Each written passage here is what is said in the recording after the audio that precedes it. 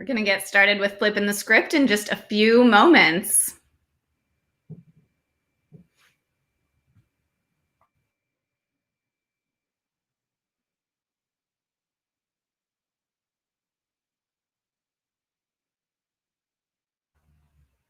We actually need to do some intro music. We need to commission some kind of composition. Use the music from A Snowy Day. Yes, indeed. If you're just joining us, we're about to start flipping the script in a few moments.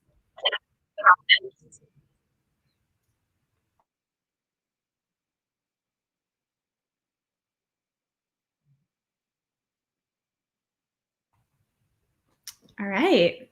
Good evening. Welcome to Flippin' the Script. I'm Amelia Acosta-Powell. I am the Repertory Theater of St. Louis Associate Artistic Director, and I'm so thrilled to be here tonight with Heather, Artistic Director of Stone Lion Puppet Theater. Hi, Heather. Hi, Amelia, and everyone out there. Thanks for having me. Oh my gosh, we're so excited to have you. Thanks for joining us. I wanted to just start by asking you to introduce yourself. Will you tell us who you are, what your role is, and how you got inducted into the Rep family? Sure. Well, I'm Heather Lowenstein. I'm the founding artistic director for Stone Lion Puppet Theater in Kansas City, Missouri. And we are a little bit different. Stone Lion Puppet Theater is a touring production. We don't actually have a brick and mortar theater, but we tour all over the world doing puppetry. And I was contacted by these amazing, amazing individuals, Adina and Amelia, at the Repertory Theater of St. Louis to see if we couldn't bring puppetry in a collaboration with them to bring the Snowy Day book to life this winter. And that's how we got here. And we're so glad that we did, because it was just the most wonderfully beneficial and really fun collaboration. So thank you for that. And we're going to talk more about the Glowy Snowy Day soon. But before we do that, everyone loves a good origin story. Will you tell us how you got started working in theater and in puppets, and then how you started Stone Lion? Well, sure. So my origin story is I have always been in theater as long as I can remember. I had my first professional job in elementary school with the Idaho Theater for Youth back in Boise, Idaho, where I grew up, playing in Aladdin. And from there on, that's all she wrote. I've been doing theater since then. It still scares my mother, but this is my real job. And I've been very, very blessed to be able to do all kinds of theater, whether it's what we call straight theater or meat theater, if you're in the puppetry world. I actually started out did a lot of Shakespearean theater and classical theater, studied at the University of Dublin Trinity College. In Irish theater. But puppetry was something I came to late in my career. Not really late. I think I was like 24, 25 when I got cast in Nonsense. It's habit forming. That's what people say. Well, Sister Marionette's head fell off. And since I also was working as a costume designer, I was able to fix that puppet and go back on stage. And that was the first puppet that I ever built. And after that, I went, puppetry. You get to meld acting, you get to write, you get to build, you get to costume, so original music, so it all goes together in one big ball of fun. And that's how I started Stone Lion, when I decided, wow, this is what really speaks to me as an art form. And that's how Stone Lion started. Amazing. I have to point out that only in the performing arts is it late in your career to do something at 25. Yeah, well, if you've been performing since you were 7, then that was kind of, yeah. Absolutely. I just a follow up on that. So you called what I would call, traditional theater meet. I What is know. that Is in that contrast to? Are puppets vegetables? I have built vegetable puppets before, but I find that such a hilarious term that in professional puppetry they call theater, regular straight theater that we would all think of, as meat theater, meaning I guess that the actors are live meat. I don't Oh, know. did Um, not even put and that together. and puppetry is not meat. I don't know. Is it vegan? It's always been kind of weird, but it is a strange terminology. Gotcha. Okay, it's all coming together. Meat versus, puppets. As a Yeah. vegetarian, I do think that people think of the non-meat foods that we eat as tasting like they're made out of fabric and wood and the things that you make your puppets out of. That could be it. Okay. I'm learning so much, so this has already been great. How does someone, let's say I'm a aspiring puppeteer, how does someone become a puppeteer with Stone Lion or work with you all? So Stone Lion is a little bit different than a lot of other puppet companies because I think that what we have that is unique is a core company, kind of like what Shakespeare used to do is people come into our family and they have multiple roles or hats and you actually become part of the core. So I hold auditions usually once or twice a year, depending. Pre-COVID, it was twice a year. To just open up and see who's out there and who's interested in what skill level they have. So most of our performers also build or they work in the office or they're technicians or lighting designers or composers, so that they can actually bring more than one skill set to the table. And I think that's what makes puppetry in Stone Lion work a little bit better, is that you're not just an actor, and I say that with great fondness for actors and the craft of acting, or designers who spend their careers painting incredible scenery or designing stuff. But a lot of times that's all melded together at Stone Lion.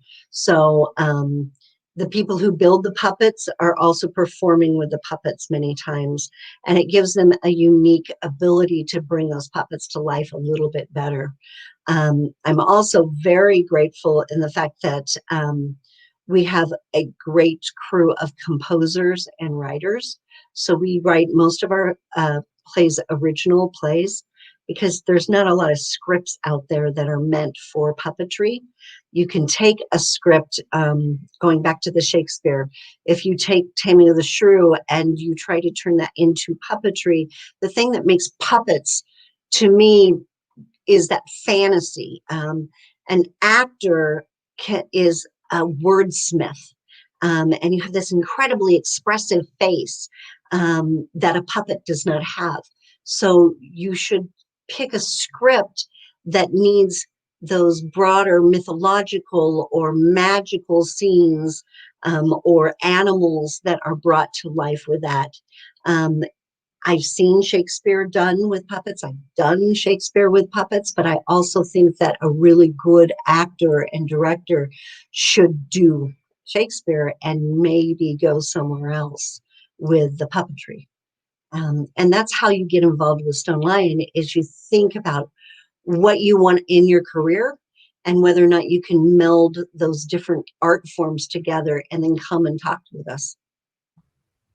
That's really cool. And I will just shout out as well. I was so lucky to meet your core team on our recent collaboration, and they are awesome, every single one of them. So I know that you have really good taste in company members, and that when someone is inducted into the Stone Lion family, that they are really committed, like you said, to all those different parts. They build, they truck out rain, snow, sleet, hail, ice. They'll and then they perform beautifully with the puppets as well. So just bravo to you for the cultivation of that group. Thank you, and thanks to my great team. Absolutely. I don't know if any of them are going to see this, but I just can't say it enough that they are awesome, and I'm so grateful to have worked with them. My next question for you is in alignment with what you were describing about the things that make for a good puppet piece. What is the most challenging yet rewarding performance that you have created? Oh, the next one. Okay, good answer. That's What's the kind of my second most? Yes, is the next one is always the most challenging and rewarding one, the one that you're putting all your passion into at this particular moment. We're in the middle of building a new piece called The Lost Treasure. That's an original piece. A lot of our work is environmental. Not all of it, but a lot of it has some sort of theme of saving the planet, clean water. And I'll tell you, one of the most challenging things that I have done, um, when COVID hit, I was actually filming underwater puppetry in the Red Sea in Israel with National Geographic, and for the Sea Productions and the city of Eilat to do a project called Plastic Free Red Sea, where we were filming actually building puppets to dive underwater and be filmed at 30 or 40 feet underwater in the coral reefs in the Red Sea. And if you think theater is hard enough as it is, trying to do that while scuba diving and dealing with air pressure, that's probably one of the most challenging things that I have ever done in my entire life. Besides the fact that I don't really swim that well. So trying to perform underwater and do it on film, yeah, that would be it. Amazing. Man, that is so cool and does sound incredibly challenging. If you need support, I love diving. So hopefully Hannah Sharif isn't watching this, but I'm available for that. We should talk dive stories. Yeah. Sounds good. So just to say it for all the folks watching, Heather's telling us that the next project she's going to do is even more challenging yet rewarding than underwater diving puppet show. So keep an eye out for Stone Lion's next adventure. Let's talk about Glowy Snowy Day, the project that we just worked on together. For folks who might watch this who don't know, the rep, as Heather mentioned, the rep commissioned a work with Stone Lion, or co-produced, I should say, a work with Stone Lion, an adaptation of Ezra Jack Keats' award-winning children's book, A Snowy Day. And we worked together to create this experience, a drive-through experience. Stone Lion designed, built, and performed these incredible puppetry scenes. And the rep created an audio play, and by playing the audio play and driving through the puppet scenes, the audience experienced the story. Can you tell us about what your process was like? You got that phone call from Adina. It's a snowy day. We want to see these scenes. Where do you go from there? How do you conceive puppets out of story? It was an incredibly wonderful idea that Adina had, and it really captured my imagination. But the first thing that we did is we sat down with the book and we figured out what the scenes were, how many scenes there would be, and what were the visuals that were needed to tell that story and keep truth for Ezra Jack Keats' story and vision. We started with that, just as you would normally start with a script. And your team at the rep and Adina gave us this building block, this skeleton to imagine the visuals on. Adina also had mentioned the term shadow puppets, which really spurred my imagination, because Stone Lion has been known for building giant puppets, giant illuminated puppets for many years now, that are fully articulated, like 10, 15 feet, sometimes 25 feet tall, multiple puppeteers involved in those. And then the idea, when she said shadow puppets, made me pull back from that a little bit and go, oh, wait a minute. It doesn't have to always be this huge, tall, immense, enormous thing, is that we can actually create the scenes and the illustrations of the book through shadow puppets. Now, shadow puppetry is incredibly difficult. I personally think it's one of the most difficult forms of puppetry to manipulate. And without having, a dozen fully trained shadow puppeteers and a lot of time to produce that, I was trying to figure out how we could get the feel of that for the audience without having to actually do full shadow puppetry.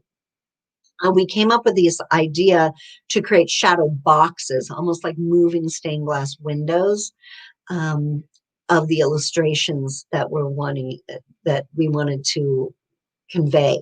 And we took most of the illustrations that had Peter in it, the little boy, um, as shadow puppets. So we built 4 of those boxes, and we built huge boxes that were made of plexiglass and then painted them like stained glass and had them move and articulate the motion, whether it's walking in the snow or waving high to the outdoors in the snow and that's falling down, or sliding down the hill. And of course, Mama and Peter looking for the snowball that melted in his pocket. Yeah, so that was a big design decision at that point, is to try and create this kind of shadow box, shadow puppetry moments, and then fill in the other scenes with what we consider more traditional giant puppetry. And that's kind of how we were designing that. Both Amelia got to come out to our studio and see and approve designs and give us advice on where to go with it. Adina came out and checked up on our progress and again gave us artistic vision and decisions as we're going. Do we want to do it this way? Do we want to do it that way? Rearranging the scenes even to make the work flow better. And then your amazing podcast. Once we got to hear that, it was like, oh, click, everything's working. Yeah, that was really cool. I mean, getting to see your studio and all the ways that you develop the pieces and build them was really, really special. And for those of you who can't picture what Heather's describing, there's a link in the comments, or in the comments on Facebook, in the chat on YouTube, and you can see the photo gallery from the experience. You were really diplomatic, Heather, so I just have to tell the people the truth. You said something about how much time and personnel it would take to take on full shadow puppetry in a shortened timeline. And I just want to highlight, you had 3.5 weeks to design and build and bring all the stuff to St. Louis. So let's just be honest and call out what I was going to call it a miracle, but it wasn't a miracle. It was really hard work and a really brilliant team. So thank you for that. And continuing to build, right? Even when we had Stoneland on site, we were making adjustments to the storytelling and even to the visual elements right there on the lot. Yep. It was great that we were able to pull it off in the time that we did. It would be great to have much more time to do a project like this. But also, I think that being in the Crucible, we were able to mix and bring something together very, very quickly. And your team and our team were able to communicate so well. And that is what really made this work, is the incredible team, all of your staff at the Rep, being able to be very succinct and go, this is our vision, this is what we need, how can we make this happen? Yeah, absolutely. Well, and I think just the years of experience that your team has too, of going, well, it could be something like this other thing, and adapting with what you've got. I actually really believe, I mean, would have been great to have more than that much time to build the puppets, for sure. But I also really believe, I think the first person to say this to me was David Leong, who's an incredible set designer, that infinite challenges or infinite obstacles create infinite possibilities and creativity. It really, in a vacuum, we could have done absolutely anything, but I think the constraints actually allowed for some really cool creative problem solving. I agree. I agree. If we'd had more time, we could have dithered and maybe not have come up with something quite as succinct as we did, as quickly as we did. Yeah. But we still had all of that range. I think it was, I appreciate that you named the giant illuminated puppets, which is something that Stone Lion's famous for. And that's what the rep team had seen online that really first pulled our attention to the work that you do, is these, you know, these really magical looking, huge scale, glowing puppets. And then we blended, or you all blended that with this new idea of these shadow boxes, these plexiglass boxes. And I think that we both experienced that the families who came out really got to be continuously surprised as they went on the journey and not just see the same kind of thing over and over. And I think that's what's so important about puppetry, is to keep the surprises going. That's the magic of puppetry, is that when you turn the corner, there's something incredibly different. If you get to the end of a play, you're still surprised by the next technical masterpiece, whatever that is. Stone Lion doesn't do just one kind of puppet. A lot of puppet theaters will stick to just one particular style and do it very, very well. But because of, I think, my theatrical background, where you take the script first and then you design for the script as opposed to design for the puppet, is what really makes it work. And I think that that's what really made the Glowy Snowy Day work, is that we were constantly surprising people as they turned the corner, even with the last scene, which was brought to life with a live child actor as well, with the puppets. And I'd like to invite everyone, it's not out yet, but we did commission a film for this. So I'm sure that the rep and Stone Lion will be sharing that. And Stone Lion Puppets on YouTube, you can see some of the other drive-through and giant puppet events that we've been doing as well, and get an idea of some of the concepts that we have behind this.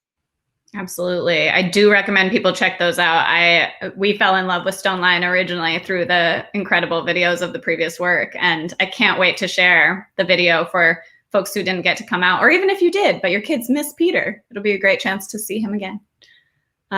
So really looking forward to that. Yeah. Mm-hmm. I will also just say, if anyone who's watching right now has a question, you're welcome to put that into the chat or into the comments.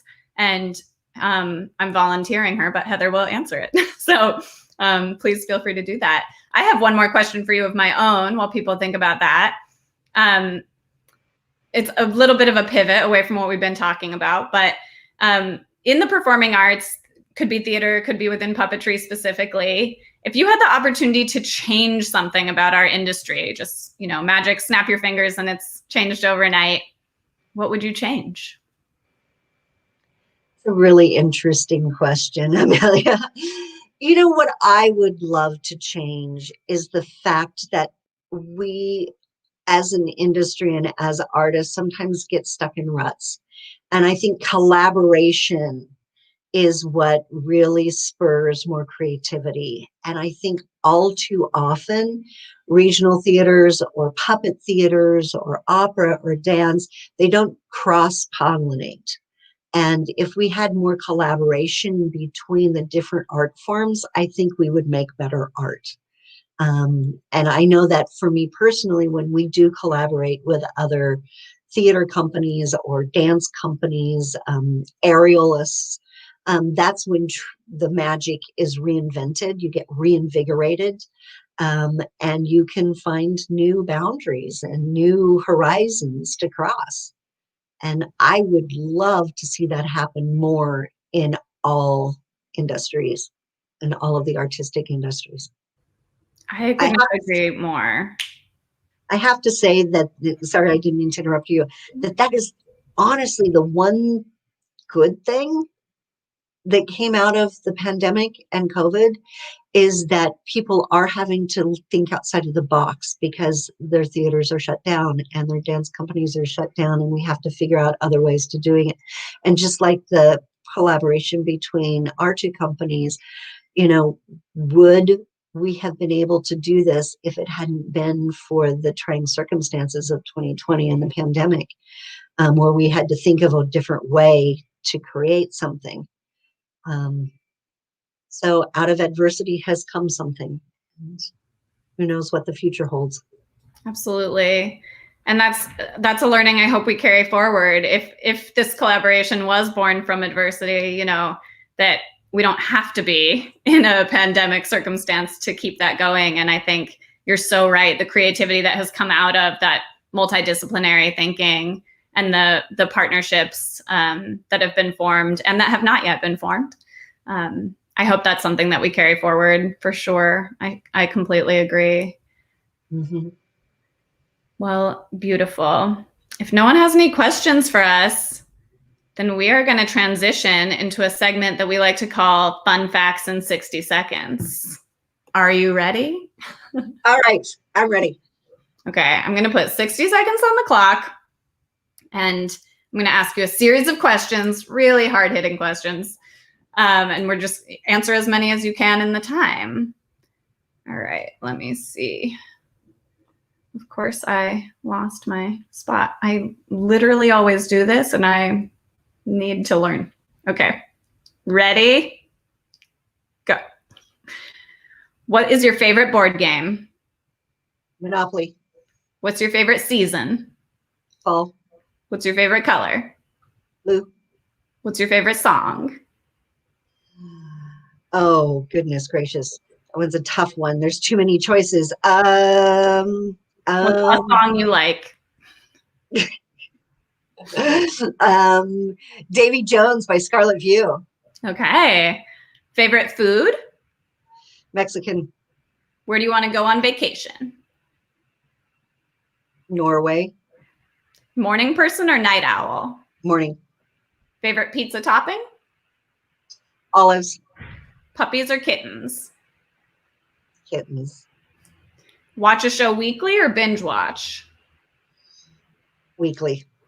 Favorite visual artist? Frida Kahlo. Last play that you saw? Oh, Still have to answer that one. I was going to say last play live or virtual. Either.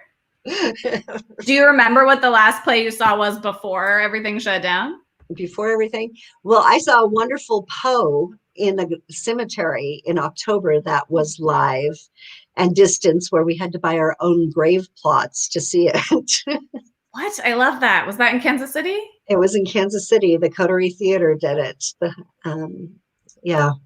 And that was pretty cool. That was the last live show I got to see. That's really cool. I don't know if we talked to you about this, but I was really gunning for doing Snowy Day in a cemetery, and people were like, Amelia, it's for kids. But cemeteries have really beautiful drives. You know? They do have drives, the very beautiful drives, you're right. And as long as we covered up the tombstones, it worked for Poe. Yeah, I mean, a little bit different content-wise, but yes. Well, Heather, thank you so much for coming on tonight. I'm glad to get to spend a little more time with you. I'm so grateful for our relationship that I know will be many years forward from here. And I'm glad to get to introduce you a little bit to the Reps family, because once you are a Rep family member, you can never escape. And I hope that in future years, folks who are watching this video might get to actually meet you. And certainly if you didn't get to see the work with Glowy Snowy Day, I hope that you will get to watch the video and then see it live in the future. Wonderful. Thank you so much, Amelia, and everyone at the Rep for putting on the work that you do and allowing us to be part of it. It's absolutely our pleasure. Have a great, great night. Please stay safe. Everyone, we will see you back for another episode of Flippin' the Script in 2 weeks. Join us Join us not next Thursday, but the Thursday after that with another special guest. Thank you. Bye-bye. Bye.